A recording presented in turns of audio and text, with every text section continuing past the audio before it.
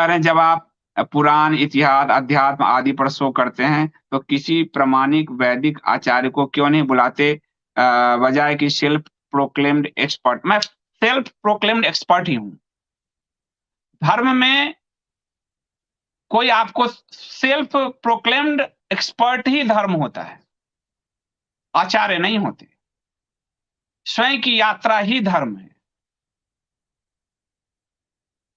आपको ये चैनल नहीं पसंद आ रहा तो आप उन आचार्यों के चैनल पे जाइए, क्या किसी ने तो बिल्कुल नहीं कहा। लेकिन धर्म वही है जो स्वयं की यात्रा करता है। मैं मोरारी बापू को बुलाऊं, मैं जग्गी वासुदेव को बुलाऊं, मैं किनको बुलाऊं? बताइए मुझे, मैं किनको, आपको कौन लगता है किनको बुलाऊं मैं? मेरे मेरे अपने अनुभव हैं। मैं अपने अनुभव लोगों से साझा कर रहा हूं। मैं कृष्ण की बात बता रहा हूं, मैं पुराणों की बात बता रहा हूं। कृष्ण के सामने, पुराण के सामने ये कोई बाबा नहीं ठहरते। नहीं है, मेरी नजर में नहीं है। धर्म को व्यापार बना दिया सबने। धर्म को अगर ये ऊंचाई पे ले जाते तो भारत इस अधोगति का शिकार होता। ये नेता को परमात्मा मानते घूम रहे हैं, नेता को अपने प्रोग्राम में बुलाने वाले, ये इनको बुलाऊंगा मैं? क्यों बुलाऊं मैं? किस लिए बुलाऊं? मेरी अपनी आध्यात्मिक यात्रा, मैं अपने आध्यात्मिक यात्रा शेयर करता हूं। यात्रा मैं कर रहा हूं, दूसरे को क्यों बुलाऊं मैं अपने यहां? मैं बहुत फ्रंट हूं, मैं एकदम साफ हूं, मैं सेल्फ प्रोक्लेम्ड हूं। यस, मुझे मेरी मान्यता मैं ही दूंगा, दूसरा नहीं देगा। दूसरा पुरस्कार हो, अभी तो आपको पुरस्कार समझा रहा था, आप वही बात कर रहे हैं। दूसरा मुझे मान्यता देगा। जो स्वयं के बारे में नहीं जानता वो दूसरों को क्या मान्यता देगा? सारी यात्रा स्वयं की है, दूसरों की नहीं है। यही सनातन है। इसलिए जब सनातन में जब बड़े-बड़े बैठते थे, पुराण पढ़िएगा, तो जैसे व्यास जी बैठे हैं, सारे बड़े-बड़े ऋषि बैठते थे, तो उन्होंने कहा, जैसे अपने शिष्य को कहा कि तुम कथा सुनाओ। अब नैमिषारण्य में कैसे 12-12 साल तक चलता था, उसको पढ़िए। आपको लगता होगा, अरे वो मेरा निजी चैनल है संदीप देव वाला, बिल्कुल मत आइए। इतना फ्रंट तो कोई नहीं बोलता है, आप तो जानते हो मुझे। ध्रुव जी कह रहे हैं, क्षमा कीजिए, मैं आपके बारे में नहीं कह रहा था, आपके ऑनेस्ट पत्रकार हैं। आई मीन सम वैदिक आचार्य, चिडॉप, आदित्य, सत्संगी, ईटीसी।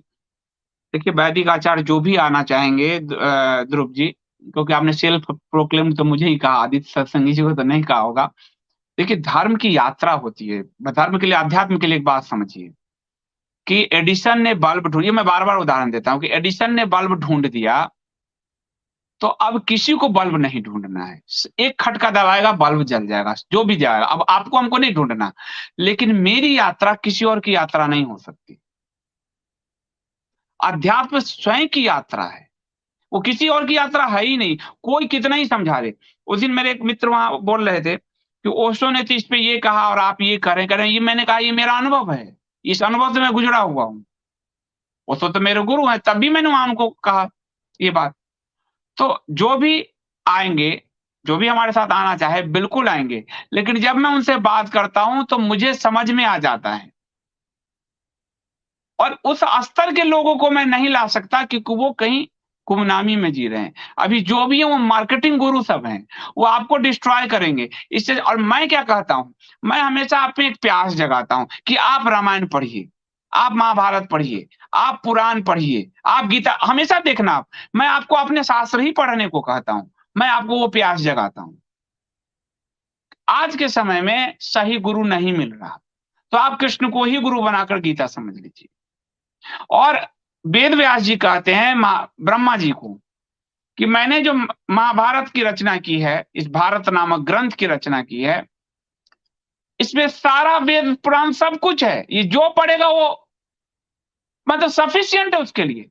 अब वेद व्यास जी कह रहे ब्रह्मा जी को, जो भी पढ़ेगा, यानी आपके लिए उन्होंने कह दिया कि आप इसको पढ़ सकते हो। तो इसलिए मैं किसी को लाऊंगा, मैं कई लोगों को लाता भी हूं, लेकिन मैं जानता हूं कई जगह मुझे बड़ा खोखलापन लगता है। तो मैं एक अपना पर्सनल चैनल है मेरा, जर्नी विद संदीप देव, लोगों से अपने आध्यात्म का अनुभव बांटता हूं।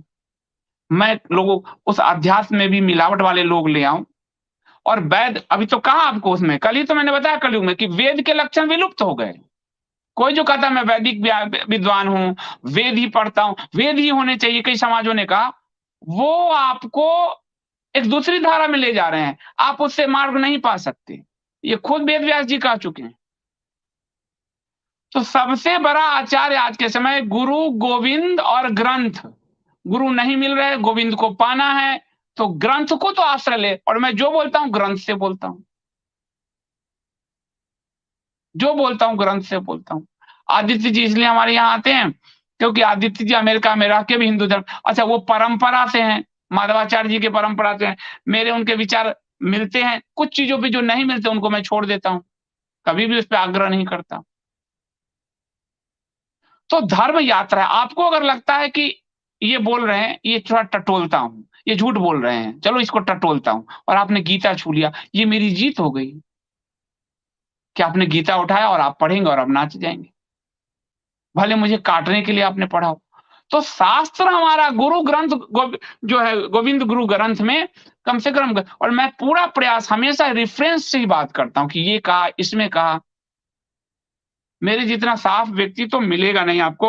जैसे शिव सूत्र मैंने कहा इतने अध्ययन किए, लेकिन मेरे में आपको ओशो का प्रभाव दिखेगा क्योंकि वो मेरे गुरु हैं और वो ज्यादा सरल ढंग से समझा पाए। इतना साफ कोई नहीं बोलेगा। ये आज जो आप देख रहे हो जगदीप, आचार्य प्रशांत और ये सारे सब ओशो को कॉपी करके बोलते हैं, कभी उनका नाम भी नहीं लेते।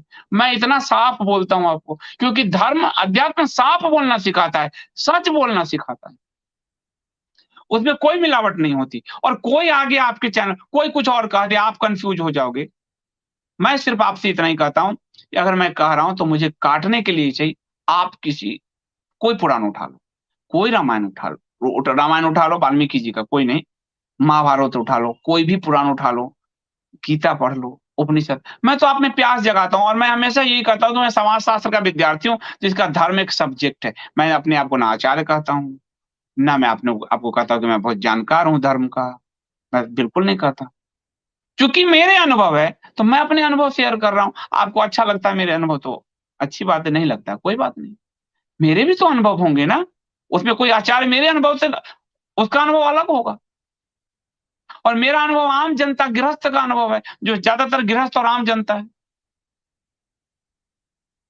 एक बड़े आचार्य हुए, बहुत बड़े आचार्य आधुनिक समय में, नाम नहीं बताऊंगा, बहुत बड़े आचार्य हैं। उन्होंने वेद को टेस्ट करना चाहा। ये मैंने कथा लिखी है आशुतोष महाराज ने, वेद को टेस्ट करना चाहा। कहा कि वेद में मंत्र लिखे हैं तो झूठ नहीं होंगे, और वेद के इस मंत्र से वर्षा होगा ही होगा। तो पूरा हरिद्वार में बड़ा सा पूरा किया आयोजन, और कई दिनों का आयोजन, बारिश नहीं हुई, वो रोने लगे। काश वो वेद व्यास जी को पढ़ लेते कि वेद के मंत्र अब काम करेंगे ही नहीं कलयुग में।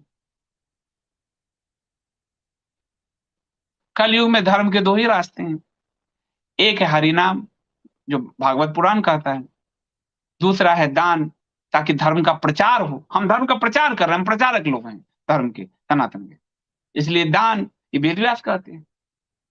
वेद व्यास एक दिन नहा रहे थे, ऋषियों मुनियों ने पकड़ लिया कि अब तो कलयुग आ रहा है महाराज, और सतयुग में तो इतना तपस्या करना पड़ता था, सच बोलना था, अब कलयुग में तो इतना पापी युग आ रहा, अब क्या करें। तो वो हंसे, बोले आप हंस क्यों रहे, बोले कलयुग में तो धर्म को जीना सबसे आसान है, ईश्वर की भक्ति और दान, इससे सरल तो किसी भी युग में नहीं हुआ। तो हम तो वेद व्यास को ही मानेंगे, क्यों किसी के पीछे भागते फिरे। और साधना, मैं 1.5 घंटा साधना करता हूँ अपनी अंतर यात्रा, रात को भी सुबह को भी। मेरे अपने अनुभव में मैं आपसे साझा करता हूँ क्योंकि आप मेरे अपने हैं, उस अनुभव के। और मैं अगर जा रहा हूँ यहाँ से दिल्ली तो मैं ही जाऊंगा, आप नहीं जा पाएंगे। दिल्ली का रास्ता मैंने आपको बता दिया, उस रास्ते पे आप चलेंगे, आप हो सकता है और डीप चले जाएं दिल्ली।